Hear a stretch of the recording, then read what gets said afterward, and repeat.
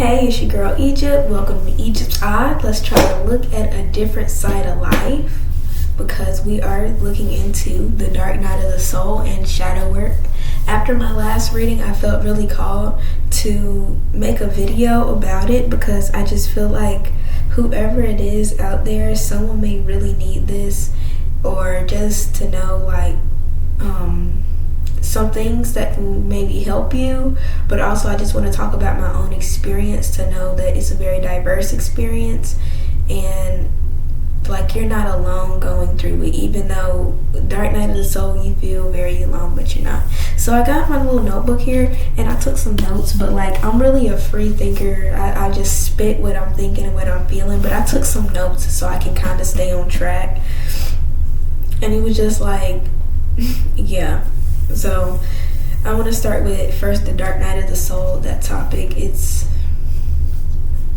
everybody says like the main thing, like it's very depressive or a very confusing time, but I want to get deeper into the mental health side because for people that struggle with mental health illnesses, I know for myself, the dark night of the soul was me kind of understanding mental illnesses that I didn't know I suffered with, which was very helpful to me because now I can process things a little better. Like I'm trying to put it into clear, concise words. Like before I thought I was just lazy or there was something wrong with me or people thought I was being rebellious, but really I was highly depressed. Or even things like I learned about autism and ADHD and different things like that along the lines of that. So with the dark night of the soul, it really does just open your eyes to a different side of life or a different perspective on things. Like as far as like my matrix, the matrix I was put in and they hoped that I would stay in, it's like I'm just open up about it. Like I was a very prejudiced person. I don't want to say it, but I gotta be honest with myself, especially with the things that are taught to you. So first of all, I'm gonna tell you, I had my dark night of the soul when COVID hit. I'm talking about that March that all of us kids remember when they closed down the school. It was like, oh, it's gonna be like a little 2-week break, and they said, nah, y'all not coming back. That was when my dark night of the soul started, particularly within the summer, because it was just like a lot of eclipse and like different planetary alignments going on. I know I could not eat. I could not sleep properly. I mean, I was staying up till 7 in the morning, would sleep for a little bit and be back up. It was just, it takes a toll on you. And I don't want anyone to feel like they're alone or something weird going on with them, even though you are going through a transition, and transitions can be a little weird. But I'm gonna read off my notes so I don't go too off topic because I can spit for days. But also, see how I almost forgot, I wanted to tell y'all that while I was writing these notes and I was listening to music, and this song is called Down by Jay Sean, it popped out to me. Like Spirit told me to just write it down and share it. But while I was singing the song, it was just making me think like the Spirit God saying this, baby, are you down, down, down, down, down? And then the following count was 155, which I had told you I've been singing a lot of that. 151 and 155, and then 1141 stuck out to me. So yeah, so those might be important angel numbers for someone. Plus check out that song and Pompeii by Bastille. I'm gonna link these songs, but I felt really alone, especially when you're going through the dark night of the soul. You feel distant from not just people, even though you may have friends that you hang out with every day. 44 as I'm seeing this, so that's important. Friends and family that you live with that you don't really speak to. You're feeling alone within yourself as well, even when you're sitting by yourself and you're having fun or watching one of your shows, you're still feeling like this emptiness, this lack, that is your highest self, your truest self, like knocking, like, hey bud, you've abandoned me for a while, what's going on? Like 515, I was saying this, like, it's literally like, which, by the way, all those numbers are confirmation that you are going through a change, by the way. But also, it's like, okay, Spirit, they really want me to say 1158, 1158. And we know 11 is new beginnings, 5 is change, 8 is the karmic number. Y'all can add that up yourselves, y'all want to, but they kept, anyway. So you're feeling alone because you have abandoned yourself. And I mean, like, your truest authentic self, how you speak freely, how you think freely, how you create things, all of that. And that's going to tie into shadow work soon. So you're feeling this dark night of the soul because you're being forced to sit in literal darkness and silence and sadness. It's to the point where nothing you do is going to make you happy until you sit with this and you analyze this and you try to connect with yourself again. That's what the dark night of the soul is. And so even for me, like my first dark night of the soul, I could not eat. I believe this also because of things that were going on in the cosmos and my body upgrading. But that can also be because I was overeating, I would say, for myself. I was being quite gluttonous. I've been using that word a lot too, gluttonous.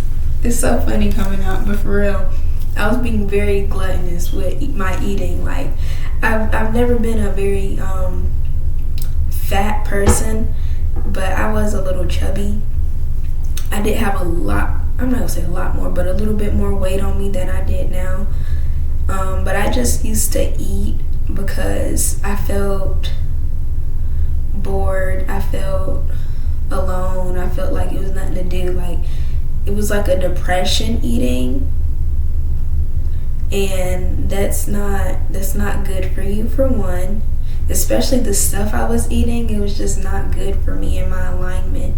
So that could be why. But I'm also gonna say this, where we're at now in 2025 with the planets aligning and different zodiacs and things coming out and aligning together, you might not be able to eat because of that. Because your body, when your body is trying to upgrade, it needs lighter things. We're naturally not supposed to eat. We are light beings. We do not need to eat, but we've been programmed to eat. So we now feel like we need to eat and have to eat in order to survive. And we've been doing it for so long that if we don't eat, it will naturally take us out in a way. Unless you train yourself to do that through fasting. But anyway, so drink a lot more water. That's what I'll say. I wish someone would have told me that. Drink a lot more water and maybe try to eat a fruit or a vegetable for the day to help yourself, keep sustaining yourself instead of just not eating because you can't eat. And that'll help you a lot. And one thing that also would have helped me a lot more through my journey was the sun gazing. And even if you can't look at the sun properly right now, 121 as I'm saying this, just go out and get some sun on your skin. I know it's cold around this time, but put on your coat and literally go outside and see the sun rise. Like, that is very, I was gonna say very nice, but I'm hearing fruit for the soul. It's fruit for the soul. That's what I just heard. So that is something that can help you. But the dark night of the soul is supposed to be painful. It's supposed to be a little confusing. It's supposed to be something that changes you, and you can't change while being happy. As sucky as it is to say, through every healing journey and every growth spurt you have is gonna be a little pain. That's why they call it growing pains. When your knees are kind of hurting, they're like, oh, you're growing. It's gonna hurt a little bit. when you work out and you tear muscles to grow new muscles. Oh, excuse me. But I would also say, don't rush into any relationships, any emotional commitments while you're going through a dark night of the soul. Because the dark night of the soul also works to pull out those inner insecurities, that inner sadness, that loneliness, and you will find yourself in a very toxic karmic relationship. I haven't gone through that myself per se, 1, 2, 3 as I'm saying this, but I have just felt like, well, was that a dark night as well? Because I don't know, I got so used to see, let me put my thoughts in order. So I'm not gonna lie, actually, yes, not my first, I didn't do that my first dark night of the soul, but one of my dark nights of the soul, I did, instead of sitting in that darkness and dealing with myself, I jumped into a karmic relationship, which was actually my twin flame. So that was supposed to happen, how that happened. But nevertheless, don't jump into any romantic relationships or force any new friendships when you are supposed to be going through a dark night of the soul, or if you feel this dark night of the soul. 11:33 as I'm seeing this.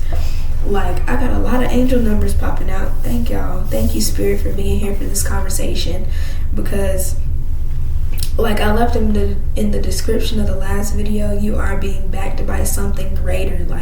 They're literally pushing you towards this. Every time you lean back and you're like, no, I'm not going to. I'm going to run to my comfort. I'm going to run to this other thing that's toxic that I used to do. Your spirit guides are like, nope, you're going back in there. You're going into the closet. Go in the closet and look at those skeletons. That's what they're saying. Get your ass in that damn closet. And then you gotta look at your skeletons, and you gotta hug the skeletons and be like, every single skeleton in there is you. It's every part of yourself that you bury. Ooh, I'm eating up right now. I'm low-key eating right now. I ain't even read that. I swear I ain't read that. It literally is just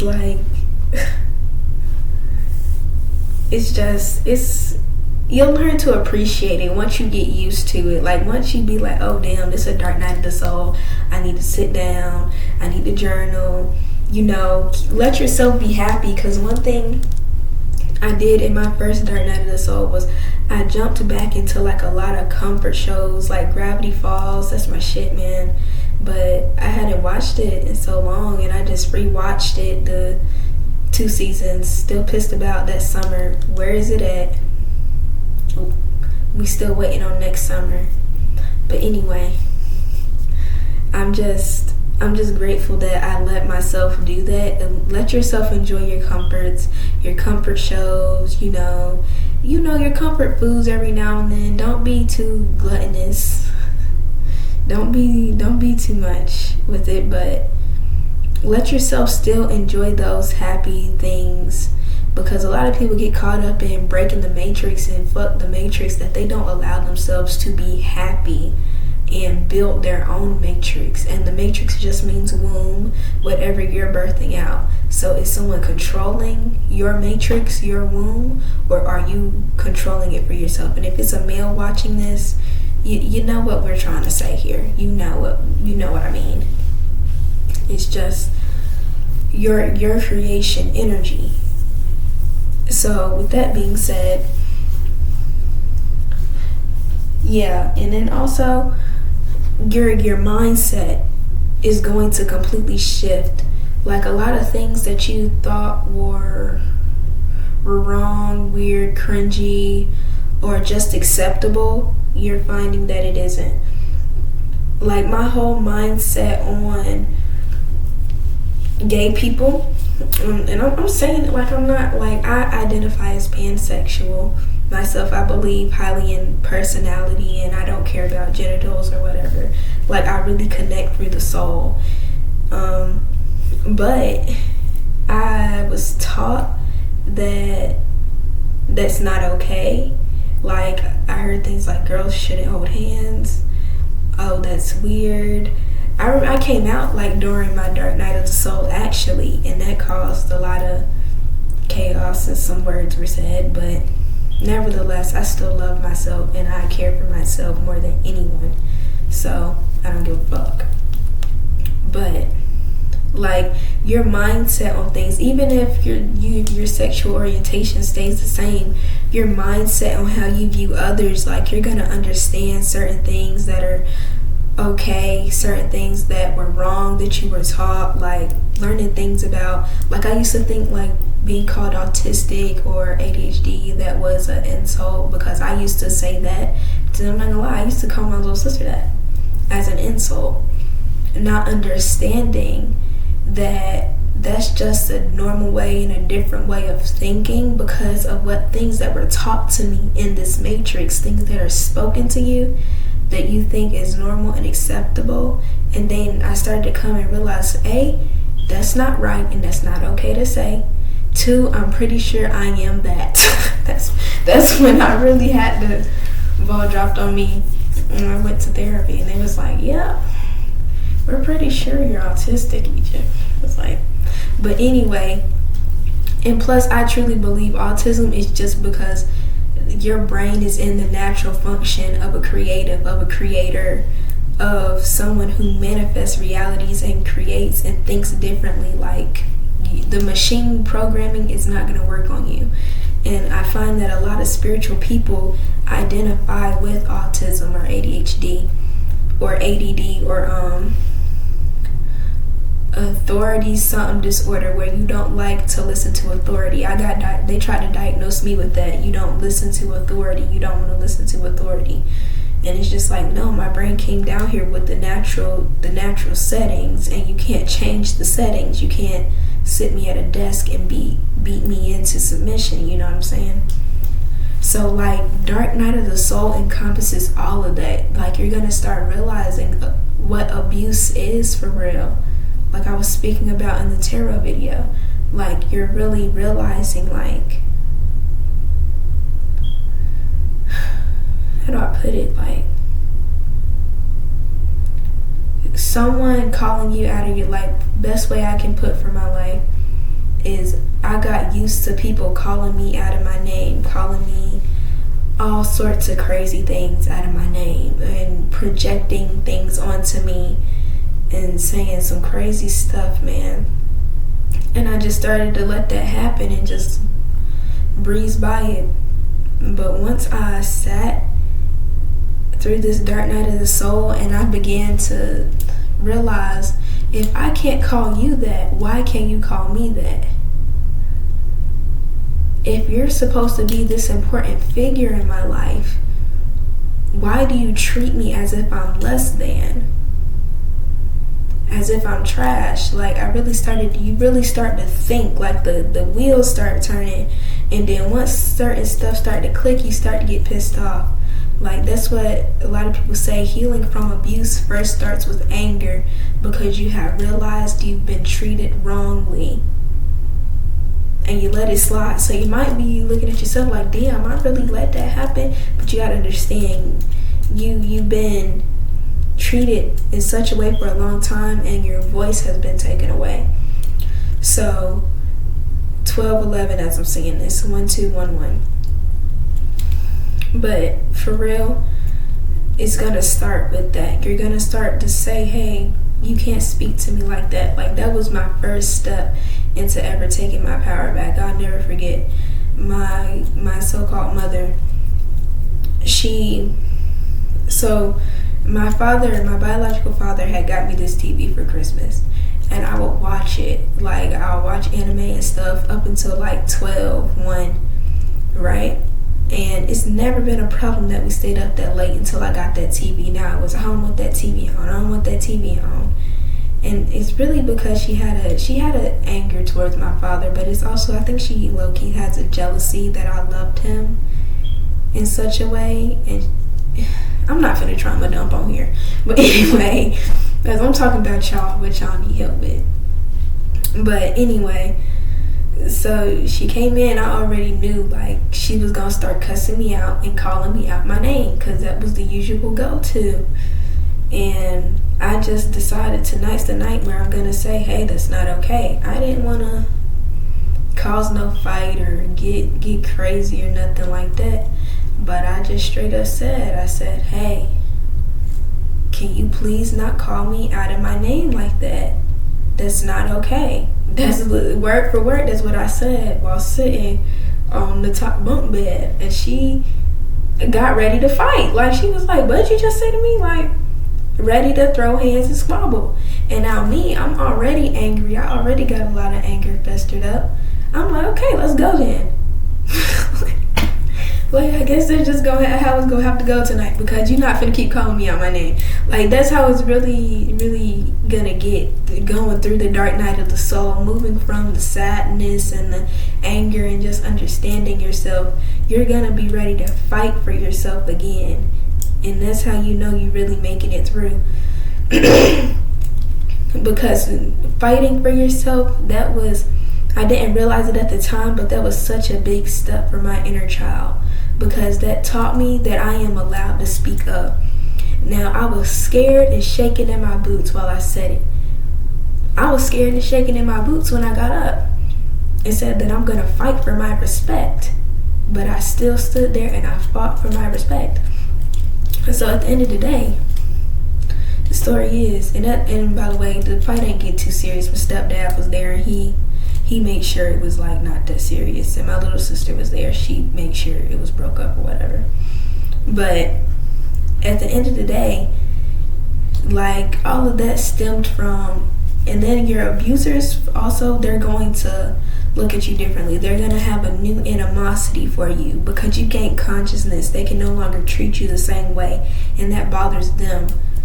And I sometimes I can't really piece that together, because how you gonna be mad at me for calling out how you abused me? That's narcissism. So anyway, with that being said, you gotta fight for yourself through this time. And fighting for yourself just means allowing yourself to be happy sometimes, not judging yourself, doing the cringy things, just fulfill your soul, right? And because 22 as I'm saying this, but it's like, it's a very conflicting journey, and everyone's dark night of the soul starts at a different time. It moves at a different pace, and we all have different lessons to learn through that confirmation, because we've all been hurt in a different way. We've all been treated in a different way. Yes, we've all dealt with abuse, but it's all been in a different way. And it all has messed with us and changed things within us in a different way. And so it created the shadow aspect of ourselves that we now have to heal and confront through the dark night of the soul that we try to push down. Because the dark night of the soul is also about your shadow, not just relearning your light, but also accepting your shadow. And so that leads me into shadow work. And what is a shadow? So I'm gonna start with that part first, because that's the easiest, right? Well, not the easiest, but it's the easiest for me to explain. Your shadow is literally anything negative that, and I'm using negative in a way that we humans like to project and put it as, but it's truly not negative, because you can lie for a good reason. You can lie to save your life. You can argue back to defend your character. You know, you can get angry for someone else that you love and care for. You know what I'm saying? So it's just anything negative that we've learned to survive. Like, we've had to learn that character trait in order to survive or protect ourselves, but now we push it down because we're ashamed of it, or we're embarrassed, or we're taught it's bad, and so we let it just sit and rot, right? But it holds your light. Think of a flashlight shining in the darkest room, and it's the orb of light, the bright light sparking out, right? but around it is the shadow, the darkness still enveloping it, right?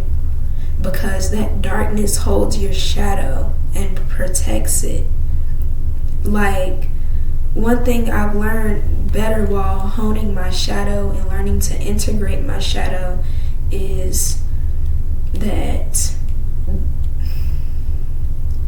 if you don't accept your shadow, because my biggest thing was I didn't fully accept my shadow. If you don't accept your shadow, which is also that mean part of you, like my fellow people pleasers, if you felt like you didn't want to be mean to people, well, that's probably why you're getting fucked over all the time. Coming from a past people pleaser that got fucked over a lot. Like, it's because you're so nice, and entities and other negative people, they can sniff that out on you. They're like, this person has a light, but they don't know that they have a light the way I know. Like, it's a very dark and disgusting thing when you think about it, that people take advantage of that. But it's truly like the shadow part of you protects your peace. It protects the kindness in your heart so that you don't become all malice. It protects your aura. Like, I don't know how else to put it. It protects you because the shadow part of you is the part of you that says, no, I don't like that. And you able to stand on it and not feel bad for speaking and standing on it. But a lot of us and a lot of people in this world operate only through their shadow. Or a lot of people want to operate through their light and disown their shadow. And then that's where you get all these spiritual people walking around with toxic positivity, which I was also one of those people, which I still struggle with some days. I'm still working on. But honing the shadow is all of it. And so the best way to work on your shadow is to understand your inner child, because that's what a lot of people don't realize, is that shadow is just your inner child that's turned not into a monster. It's gotten bigger. It's just gotten bigger. It's more spoiled. You starved it of light. You starved it of the kindness it needed, the love and respect it needed. So now it's like knocking at your door, and you need to face it. You need to face all of what you've done. You need to face when you use your shadow in the wrong way, which is where shadow work comes in for your chakras. Dang, I basically talked about everything that was on my list. So yeah, now I'm freeballing. And so like I was saying, it's just shadow work keeps... Let me say this as well. You don't just do shadow work one time and then you're good. You're constantly doing shadow work, and you're going to do shadow work multiple times on the same thing because it's deeper levels to it. And it's about, first, how you do shadow work. You go from... I work best giving examples about myself. I'm sorry if it seems like I talk about myself a lot, but it's my channel. So anyway, like, I had to think about, like, I always use my anger as an example. I had anger issues, right? So I had to delve deep into, have I always been an angry child? And then once I realized, no, I was never actually an angry child. I was actually very timid. I was more quiet. I was the type of kid, I would let you throw paper balls and pull my hair before I turned around to really beat you up, even though I knew I could. I never liked that. Anger was put into me through being taught that people treating me like that was wrong, and like people just teaching me, you get mad about this, you blow up about that, you be ready to cuss somebody out about this, and also witnessing it from people in my life constantly, that I thought, okay, this is how we react to things, right? So once you delve deep into the past of that reaction and the past of how people have handled things with you and how you have witnessed people handle things, and usually that goes down to parents and guardians or even teachers, childhood friends, whatever it is for you, whoever was in your life during the most formative years, and we're talking like ages 3 to 10 for real, ages 3 to 12, like we're talking about your formative years. Even like they say like your chakras are forming around like 6 and 7 and shit like that. Like your most formative years, when you were learning how to handle things and when you were being taught your emotions or lack thereof, like you struggling putting words, you need to go back in time in a sense, and you need to go in a quiet room, in a separate room. If you share a room, go in the bathroom. Like you need to go somewhere where you are alone so you feel most comfortable, because shadow work is a very intimate process and you have to really feel it. You have to go back to that little kid and you have to think of it as an actual little kid. You have to think of the situation as an actual little kid, because first of all, you were an actual little kid, but sometimes we separate ourselves from things mentally so we don't feel it to the fullest. But you need to feel it to the fullest. Or any memory that makes you still have a visceral emotion in your body, you need to sit and think about that as if it was happening to you right there in that very moment. And you need to journal about it and look up some prompts. Prompts are really helpful. I've gone to Pinterest and TikTok for prompts, and they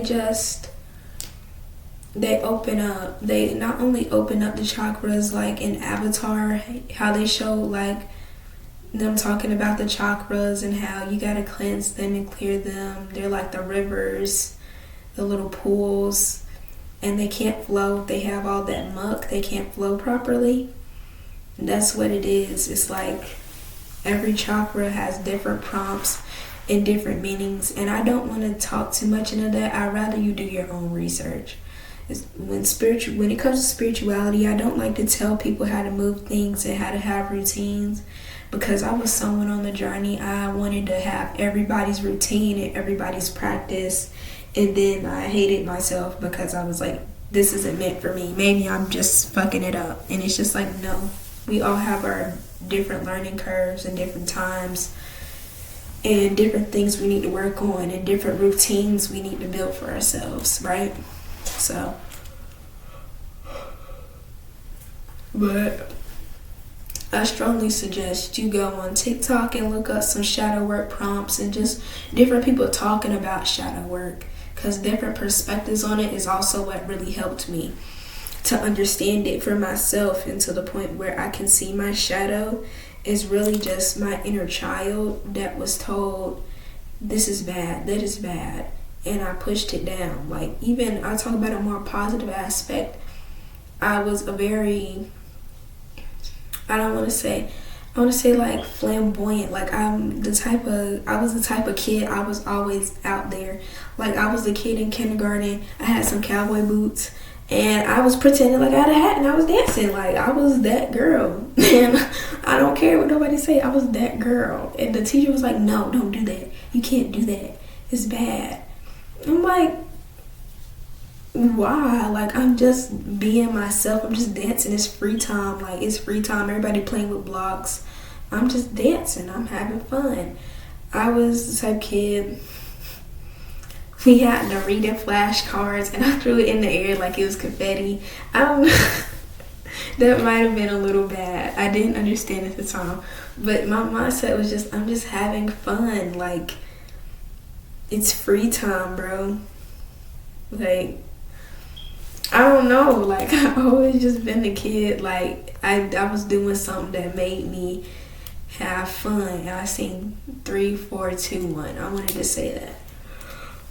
But I just had fun. And no matter what I did, I wanted to have fun with it. But over time, I got scolded and yelled at so much for whenever I was having fun that I got really timid and embarrassed about things that made me have fun. Because then one thing about it, as a child, when you have a particular light, even adults don't like you. Like, it don't matter no matter the age, you're gonna have people come up against you. So I literally had teachers like allow other students to pick on me and do like mean things to me, and they wouldn't say anything. They would see it and wouldn't say anything. They would not care, right? And that's something I had to do shadow work on heavily, because I'm like, why? Like, I was always so prepared to have a defense or to have a gun up before anybody could say anything mean to me or hurt me. And it's just because I always felt like nobody had my back, or like I was always being attacked for some reason. So that made me always defensive, right?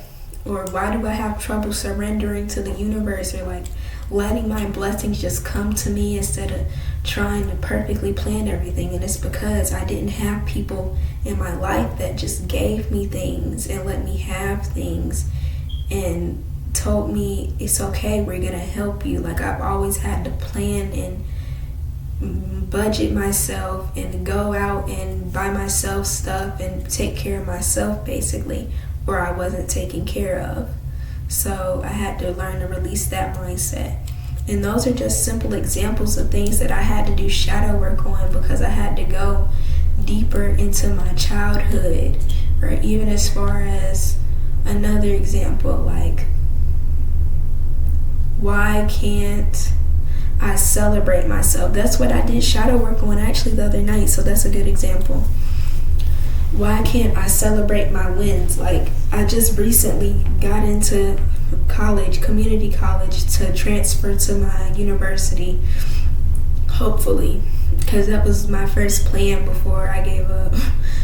And I'm in school, but now it's like I'm planning for the next thing. I'm trying to plan all these next courses. What about next year? What about this? And I had to stop and say, bruh, this the first week of school, and the first week of school not even over yet. It's only the third day of the first week of school, and you trying to plan for next year. Like, I really had to say, why do I do that? And it's because, like, I never felt safe. Like, truly, I never felt like I was secure.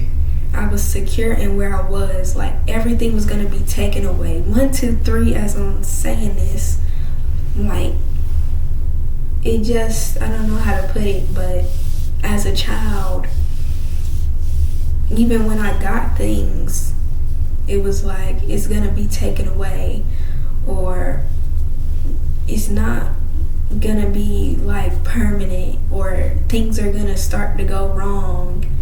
So you better plan for if this goes wrong and if that goes wrong. And it's just, you gotta learn through that, right? And so that's what shadow work is meant for. And that's why the dark night of the soul is so important as well, because it really puts you in a spot where you cannot hide from anything anymore. All of the comfort shows and the comfort food in the world isn't going to change deep down. Because even while I was watching Gravity Falls, it's like I still felt that pending sadness, that pending emptiness, to the point where I had to really sit down and register really why I was feeling like that so much. And I had to really relearn myself. Is there anything else that needs to be said? I just don't want anyone to feel like they're alone on this journey, because you're not. It's a million. I'm not gonna say a million. I'm not even gonna lie to you like that. I almost told a bold-faced lie. I'm sorry. Please forgive me. It's like a good couple more people. Because like I said in the tarot reading, first of all, if you even made it this far, comment a blue heart. Because I be wanting to see who actually watched the fucking videos. But anyway, it's like, not everybody choose to go on this journey. And it's only for a very, very, very select few, because we came down here to do something special and to change things. But you're doing amazing. Just by choosing to be on this journey. Just by letting this video come to your timeline and align with you. You're on the right frequency. Because that's another thing. I don't want my videos. I'd rather my videos to have zero engagement before it come across people that it's not fucking meant for. Because I don't have time. I don't have time for it. Because as soon as somebody comment Jesus is king on my shit, man, I'm not gonna blow a gasket. Let me not say that. I'ma just, okay. Please, I know, anyway. I just almost, never mind. All I'm gonna say is you just made an amazing choice. And 9 times out of 10, I'm gonna tell you straight up, you made me think, why I choose this? Why I choose this? I didn't choose this. Your soul chose this. Yes, it did. Before you came down here, yes, it did. And we all have a select time to wake up, and we all put things in our life to happen to us in order for us to wake up. Like, some of you guys might find this video after you just went through a terrible traumatic heartbreak, or just any traumatic experience, or maybe your whole friend group is being shitty and they finally left you out, like things like that. Or maybe your family has fucked you over one too many times. 1, 2, 3, 4. And now you're seeing this. Like, I'm just telling you, it's all good and it all ties in together, and you're gonna be safe. You're gonna be okay. You are always protected by things you don't even know, by forces you haven't even seen, you can't even imagine. You're just the tip of the arrow. That's like how I like to imagine myself. Excuse my yawning, y'all. I'm actually tired this time. But with that being said, drink your water, eat some fruit, try to sleep when you can, but if you can't, that's okay. But do what makes you happy, and remember that you are worthy of love and respect always. But first, you really need to give it to yourself. Okay. Bye. I love you.